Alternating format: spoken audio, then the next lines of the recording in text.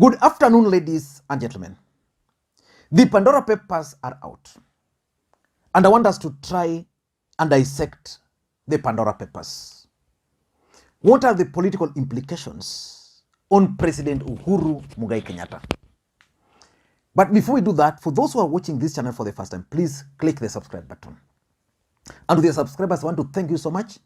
Yesterday, you showed me love by giving the two videos, thumbs up. And I want us to follow this approach today. The first thing I want us to do is to try and understand the Pandora Papers. What is Pandora Paper? The second thing I want us to try and figure out is who is behind it. And the third question is, which I want us to ask, which most people are actually asking, is whether offshore companies are illegal.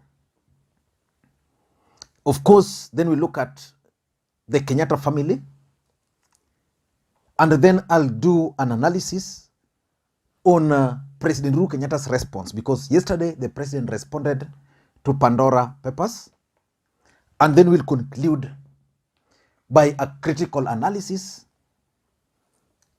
on the implication of the Pandora Papers. Please, to the subscribers, give this video thumbs up.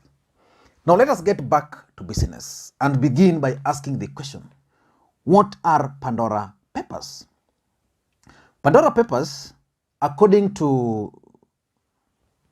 the material I'm reading from Al Jazeera, Pandora Papers are based on documents leaked to the International Consortium of Investigative Journalism and exposed the offshore dealings of kings, presidents, prime ministers, including the Jordan Kings Abdullah, Czech Prime Minister Andres Babis, and President Uhuru Kenyatta, our own president.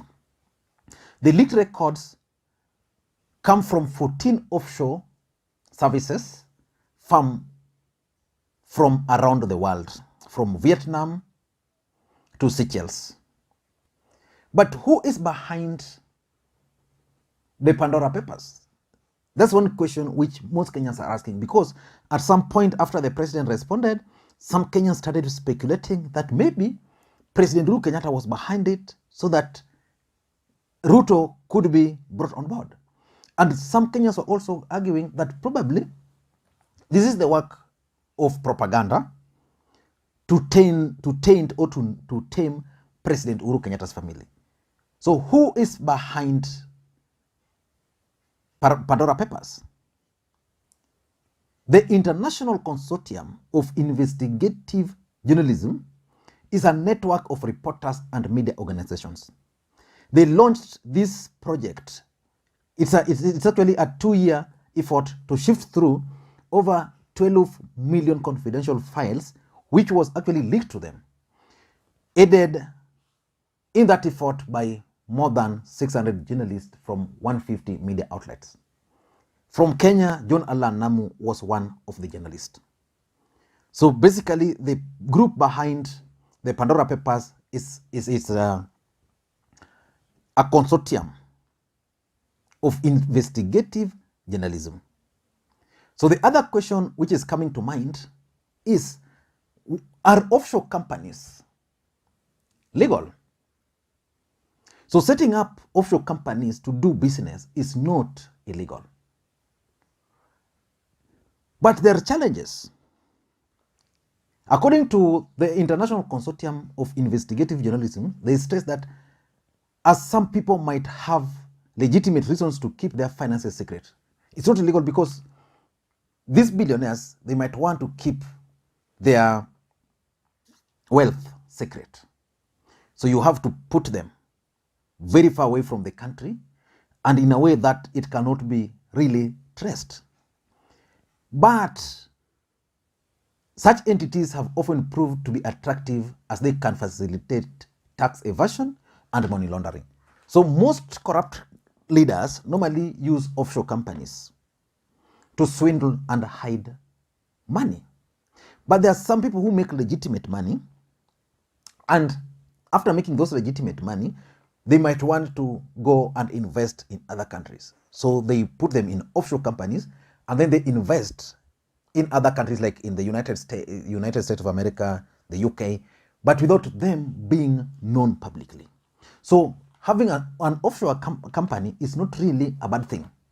But the truth of the matter is that sometimes, and in most cases, corrupt dealings, corrupt leaders normally put, like Africa leaders, normally put illicit money into those offshore companies. So President Uhuru Kenyatta has been mentioned alongside other leaders. In fact, The Guardian had a headline of President Uhuru Kenyatta in their front page. That was the second time the president was appearing in The Guardian headline. The first time the president was making an appearance was when he was taken to The Hague. So he made an appearance there as a headline. And then yesterday, he also made headline. But he made headline alongside other leaders. So basically in this world, Uhuru Kenyatta family made headline amongst people with secret companies. And according to that paper, and this is why I have problems with it, the Kenyatta family have stashed around 3 billion. And I was reading some article that the family actually opened an offshore account in 2003. That's when they opened that offshore account, and it was made in a way that there was no way you could trace that company back to the Kenyatta family. So what happens is that they went, they got a lawyer, the lawyer found some people and made them directors, they formed a company, they put their money there, and then that company, which was found by other people through the help of that lawyer, then bought a house in London, and as we speak, that house, the person staying in it, I think is one of the ministers in the United Kingdom. And it was like he didn't even know the owner of that house, but he's paying rent. So that's how complex the Pandora box are. But what will be its implication on President Uhuru Kenyatta's politics? Let's begin by looking at President Uhuru Kenyatta's response first. Because Uhuru Kenyatta responded yesterday, and the response was actually very interesting. Let me just get it. I hope it's not going to take me a lot of time to try and get it. So that Uhuru Kenyatta's response was actually through Kanze Dena. Now here is the statement, which was from State's spokesperson office, State House, dated 4th October, which was yesterday. Press release. President Uhuru Kenyatta's response to ICIJ Pandora Papers leak. So it begins, His Excellency President Uhuru Kenyatta's attention has been drawn to the ongoing media coverage of the International Consortium of Investigative Journalism, Pandora Papers leaks, and would like to make the following responses. You know, by the time the president was making this response, it means there was impact. Actually, from the day the documents were leaked, Pandora Papers has been trending throughout. So the president is saying, my attention has been drawn to comments surrounding the Pandora Papers. Whilst I will respond comprehensively on my return from my state visit to the Americas, let me say this. So the president is not responding fully, but is promising to respond when he comes back. He's saying that these reports will go a long way in enhancing the financial transparency and openness that we require in Kenya and around the globe. The movement of illicit funds, proceeds of crime, and corruption thrive in an environment of secrecy and darkness. In fact, at some point I was even questioning whether this statement actually came from the president, because he's talking of illicit funds, proceeds of crime, and corruption thrives in an environment of secrecy and darkness. The truth of the matter, in my view, is that the president has always been asked about his wealth. Of course, the Kenyatta's family's wealth are known. And I was saying that I have issues with the 3 billion. Kenyatta family wealth should not be 3 billion. It should be running into hundreds of billions, if you ask me, or even more, because Brookside alone is more than this. Brookside alone is more than this. NCBA Bank alone is more than this. The land they have is more than this. So if you ask me, 3 billion to Kenyatta family is just like a drop in the ocean. but that's that. And by the way, even the brother is mentioned in this paper. He also opened an offshore account. And in 2003, when the mother opened that account, the beneficiary is Uhuru Kenyatta. When the brother opened the offshore account, the beneficiary is the son. So that's how the system is. And the president is continuing. The Pandora Papers and subsequent follow-up audits will lift the veil of secrecy and darkness for those who cannot explain their assets and wealth. Thank you. His Excellency President Kenyatta, Kanze Dena. Up to now, I still don't believe that this statement came from the president, but media houses picked it up. It's in all over the news. So I think because media houses are supposed to be credible, I hope that they shared. They verified the sources of that information. Now let us look at the political aspect of this leakage. How will it affect President Uhuru Kenyatta? How?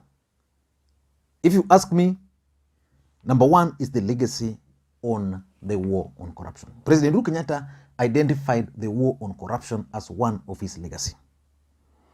Now with these Pandora boxes coming, Uhuru Kenyatta will have a difficult time convincing Kenyans against corruption. Of course, we all know that ideally there's no problem having an offshore account. But the law of the country is also very clear that you can have an offshore account, but as long as you declare. The president has always been asked his wealth. He has stated that their wealth are known. He has never declared that they have an offshore account. So the president will have it very difficult to convince Kenyans that he's genuine about the war on corruption. I'm talking based on the responses which I was reading online. And remember, Tanga guys found a filthy yesterday, and the president was under heavy attacks. And I was asking myself whether the attacks could have been the motive of this particular response by the president, where he's also challenging others. Because if you look at his last paragraph, it's like he's targeting others also with the response. So the war on corruption, that legacy of the president, I don't think he will be able, because politics is about perception, and the fact that he has never declared that he owns an offshore account, it will be very difficult for him to convince Kenyans otherwise. That's number one. Number two is propaganda. You know, the Kenyatta family are some of the richest families in this country. That's for a fact. And that's one thing I've always believed that the Deputy President William Ruto underestimated. The Kenyattas, the Mois, maybe the Odingas didn't really make money per se, but that family, those two families, they have money. So fighting them is difficult. But this particular Pandora Papers is an avenue to hit them. Remember, these accounts were opened 2003, and according to the papers, the accounts are actually inactive, most of them, because they've not paid some money, regulatory money, those sides. So it means these accounts are not active. But data was trending yesterday about some 3 trillion. So the figure has actually changed from 3 billion to 3 trillion. And the information which Kenyans are being fed outside there is that the president and the family opened those accounts when he became the president, which is a total lie. And that they've been using that account to transfer money to that account from Kenya. And I was even reading some funny comment that Kumbe, the president, was cheating people, that he was getting Eurobond, but he was only advancing money from his account to Kenya. So basically, the president will have to deal with the propaganda. And number three, the third implication is that this can actually unite the mountain to defend the president, just like they defended him on ICC. Why do I believe so? When the president will be under heavy attacks, I know the mountain, they will not agree. They'll say, no, our son is being targeted. And even that, other Kenyans with offshore accounts might decide to unite with the president. And even the president might now decide that because of these Pandora Papers, these guys are attacking me and the family, so I'm going to do everything possible to lock them out of the presidency.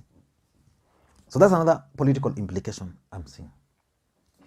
And number 4 is Raila Odinga. You know, after the handshake up to now, anything bad happening to the government, Raila Odinga must share. He must carry that burden. And he's been carrying it. Yesterday, Kenyans were asking, like, why is Raila Odinga not talking about Pandora Papers? Why? And I was like, what should Raila Odinga say? These things, Raila never voted for Jubilee. According to the papers, this thing has been here for the last 10 years. But because Raila Odinga is a presidential candidate, Kenyans expect him to speak on these kind of matters. But because of the handshake and maybe the support he expects from the president, Raila Odinga cannot talk, in my view, about this. But there's a challenge that he might talk and defend the president. If Raila will talk and defend the president, then that's also going to impact on him. If he remains silent, it's also going to impact on him. There are people who will think that Raila Odinga no longer speak for the common man from the face value. So Raila Odinga must be prepared on how he's going to deal with the issue of Pandora Papers. And lastly is the court cases. Someone, an activist, maybe Boniface Mwangi, or maybe Okiya Mtata, will go to court and just drag the Kenyatta family over the Pandora Papers. Because the law requires that you declare, but they never declared. So someone will go to court on this. And I wanted to mark this. And if someone will go to court and it becomes a court matter, then documents, evidence will be put there outside there for public to scrutinize. And that would not be very good for the Kenyatta family. I don't know what you think. But that's my take on the Pandora Papers. But in general, Kenyans like moving away from issues. They've moved away from Pandora Papers. Now yesterday they were on Facebook, Facebook, Instagram, and WhatsApp, which were down. Next time they'll be on another issue. So Kenyans like forgetting so fast. But the truth of the matter is that President Uhuru Kenyatta will lose his legacy project, which is war on corruption. That's the biggest he's going to lose. Thank you guys, and please may you have a good day. Bye-bye.